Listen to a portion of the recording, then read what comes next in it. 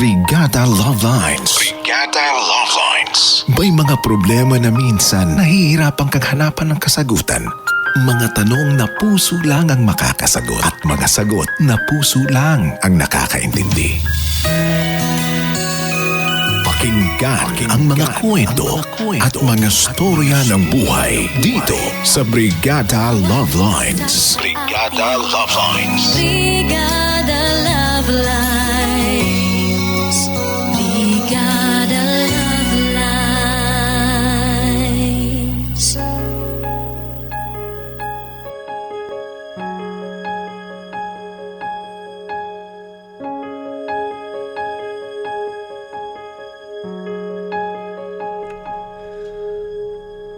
Dear Brigada Love Lines, magandang hapon po sa inyo. Tawagin niyo na lamang ako sa pangalang Mary, 25 years old, mula sa Ibaan, Batangas. Tulad ng marami, sumulat po ako para humingi ng payo sa inyo. Sa kasalukuyan ka po kasi ay nasa isa akong toxic relationship. 16 years old lang po ako nang makilala ko ang boyfriend kong si Ben. Masaya po ako sa relasyon namin dahil na rin sa pagiging sweet niya. Alam ko po na mahal niya ako. Simula kasi nung maging kami, walang araw na hindi niya ipinaparamdam sa akin kung gano'n niya ako kamahal. Pero sabi nga nila Brigada Love Lines, lahat ng sobra may hindi magandang naidudulo. Sa sobra kasing pagmamahal sa akin ni Ben, napansin ko na nagiging seloso siya. To the point na pati mga kaibigan ko ay pinagseselosan niya ng malala. Marami siyang bawal, Brigada Love Lines. Mga ipinagbabawal sa akin. Bawal akong umalis nang hindi siya kasama. Bawal akong makipag-chat sa ibang lalaki kahit pa sa pinsan at sa mga kaibigan ko. Basta maraming bawal. At ang mga bawal na yon ang siyang palaging dahilan kung bakit kami madalas mag-away.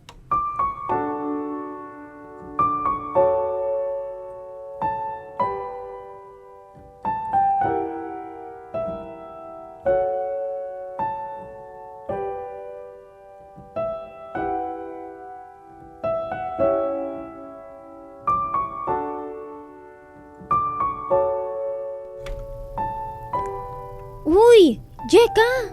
Ang ganda ng dress oh. Sa tingin mo, bagay ba yan sa akin? Oo naman, bes. Naku, bilhin mo na. Bagay na bagay yan sa'yo. Kaso, ang ganda rin ng presyo oh. Okay lang yan. Minsan lang mo naman bilhan ng sarili mo, no? Sa susunod na lang siguro, pag-iipunan ko muna. Siya nga pala. Nakalimutan kong itanong sa'yo to kahapon. Sasama ka ba sa outing sa Sabado? Halos lahat ng kaibigan natin kasama raw. Hindi pa ako sigurado eh.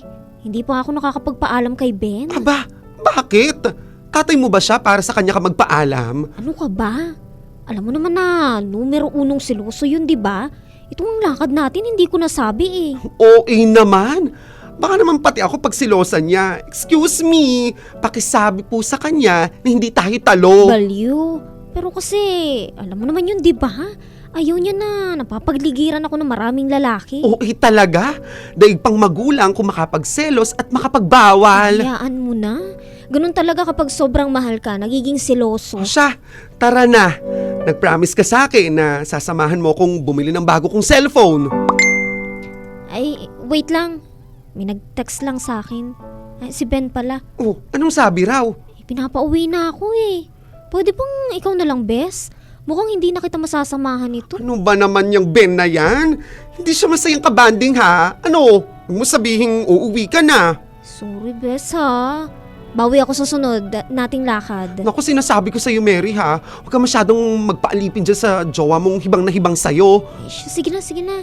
Uwi na ako. Bye, Bes. Mag-ingat ka. Magsumbong ka sa akin kapag inaway ka na naman ng jowa mong maton.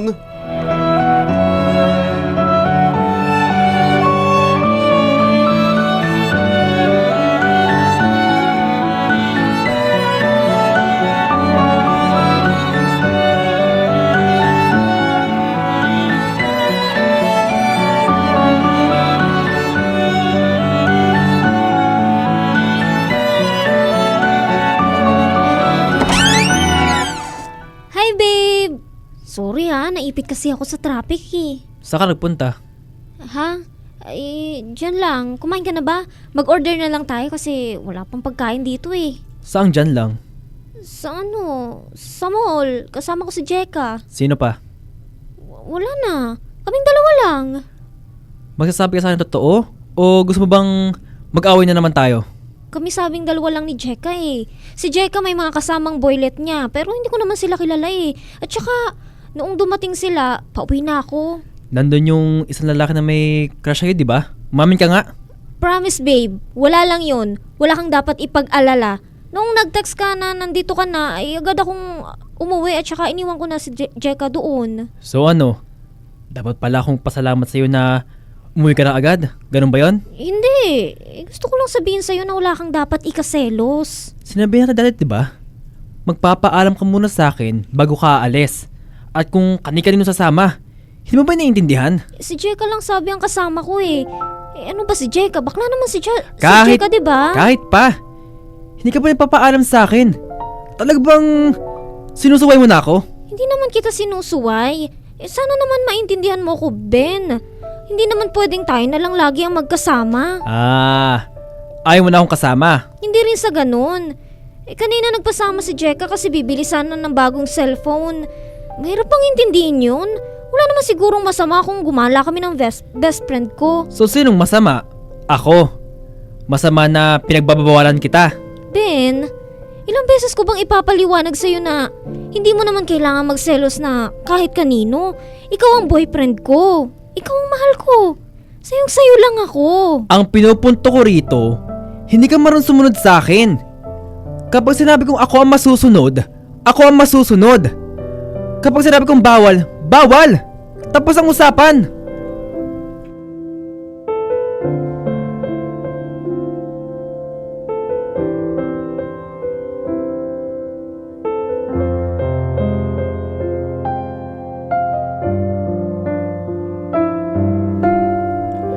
Ano ba naman, Mary? Kanina ba naghihintay dito? Ano? Nakikipaglandian ka naman ba sa loob ng opisina nyo kaya gabi ka na nag-out? Teka, bakit ka pa nagagalit?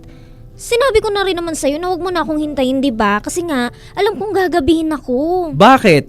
May iba na bang maghahatid o susundo sa'yo? Sino? Katrabaho mo ba? Sino? Sabihin mo sa akin! Tumigil ka na nga, Ben. Bakit ba galit na galit ka na naman? Kasi, ang galing mo magpalusot. Kunwari, audit sa trabaho pero hindi naman. Ang totoo kasi niyan, nakikipaglandian ka pa sa trabaho mo. Teka lang naman, Ben. Sobra na yung pagbibintang mo sa akin, ha? Wala akong ginagawang ganyan. Sana nga wala. Kasi, malaman-laman ko lang na nakikipaglandian ka sa iba, hindi ako magdalawang isip na... Ano? Nahiwalayan ka, Mary. Sa tingin mo ba, hindi ko yun kayang gawin? Kaya ko. Kaya kitang iwan na ng basta.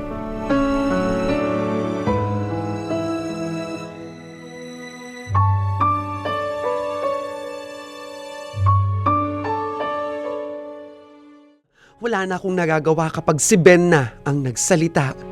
Para wala na ring away, sumusunod na lang din ako sa mga gusto niya palagi.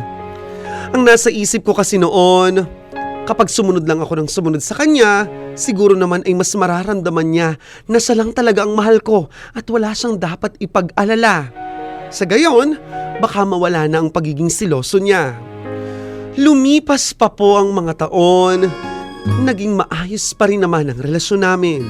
May mga konting tampuhan at away, pero nagagawan pa rin naman ng paraan para maayos. Hanggang sa dumating ang isang problema. Problemang hindi ko akalain na kakaharapin namin. Nalaman ko po kasi na may ibang babae pala ang boyfriend kong si Ben.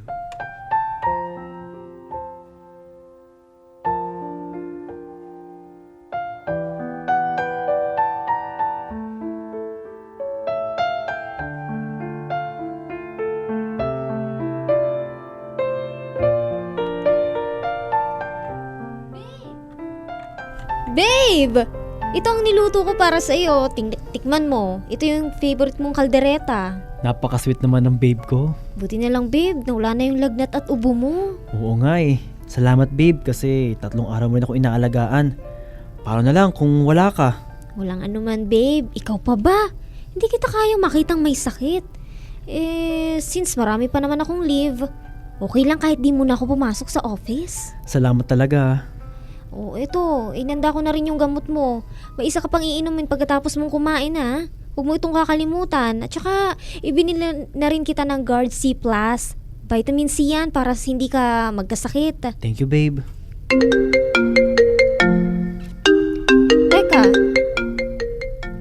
Teka, sa ibang cellphone yun, babe?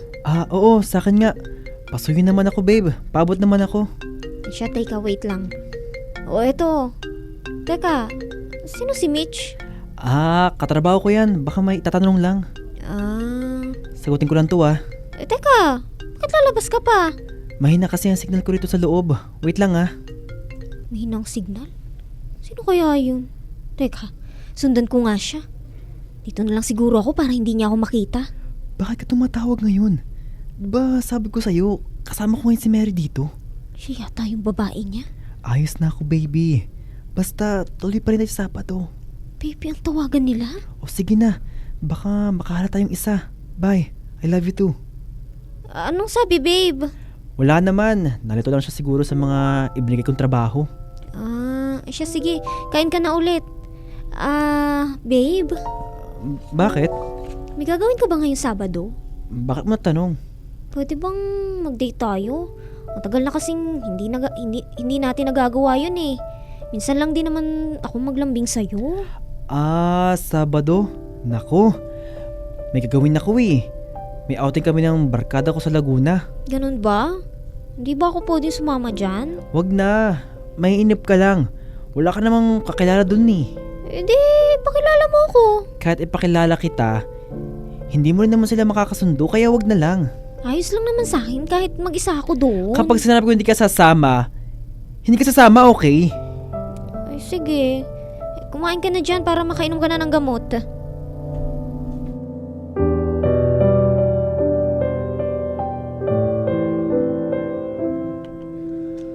Brigada Love Lines, nagbulag-bulagan ako noon.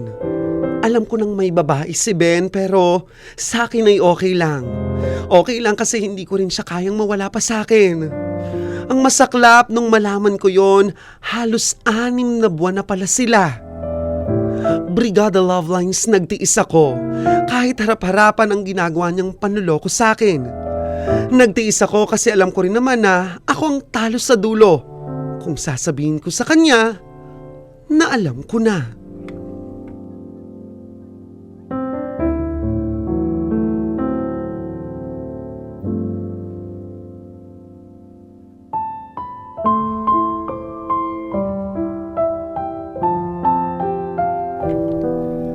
Mary! Oh, Bes! Bakit? Bakit ka sumisigaw? Kailangan mo tong malaman, pero sana paniwalaan mo ko. Ang ano ba yun? Si Ben kasi, nakita ko siya. Na ano? Diretsahin mo na kaya ako. Kahapon kasi, nagpunta ko sa mall para mag-grocery. Tapos nakita ko si Ben. Ha? Oo nga. Nasa mall nga si Ben kahapon. Bakit ba? May kasama siyang ibang babae. At sigurado ako na hindi niya yun, kaibigan lang. Ano bang itsura? Maputi, tapos mahaba yung buhok. Medyo maganda. Kilala mo ba yon? Salamat sa pagsabi sa akin, Jeka, ha? Pero sa totoo lang, matagal ko nang alam na may ibang babae si Ben. Ha? Bakit parang okay lang sa'yo? Kahit kailan hindi siya magiging okay, Jeka. Pero wala akong choice ngayon kundi ang hayaan na lang siya. Ano ba yan? Baliw ka ba? O nababaliw pa lang? Di ako baliw, Jeka. Hindi mo talaga ako maiintindihan kasi wala ka sa posisyon ko. Mahal ko si Ben at hindi ko pa kayang mawala siya sa akin.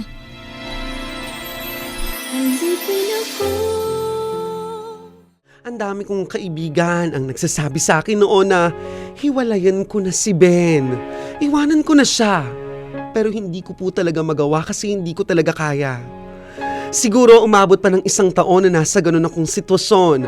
At bukod sa akin na palaging nakakahuli kay Ben sa mga babaeng niya, maging ang mga kaibigan at pinsan ko, nahuhuli rin palagi siya na may kasamang iba. Ako noon ang nagbubulag-bulagan. Dumating pa sa puntong pinagtatakpan ko siya at umaasa ako na magbabago siya at iiwanan niya ang babae niya.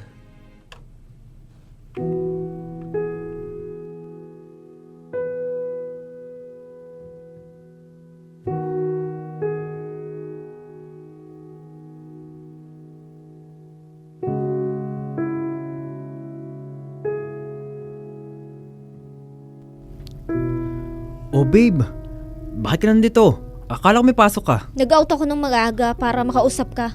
Busy ka ba? Hindi naman. Bakit? Didiretsahin na kita, Ben, ha? Nasaan ka kahapon? Nandito lang sa bahay. Sigurado ka? Oo. Saan pa ba ako pupunta? Alam mo naman na pag day off ko, gusto ko, nandito lang ako. Gusto ko magpahinga. Uulitin ko, Ben.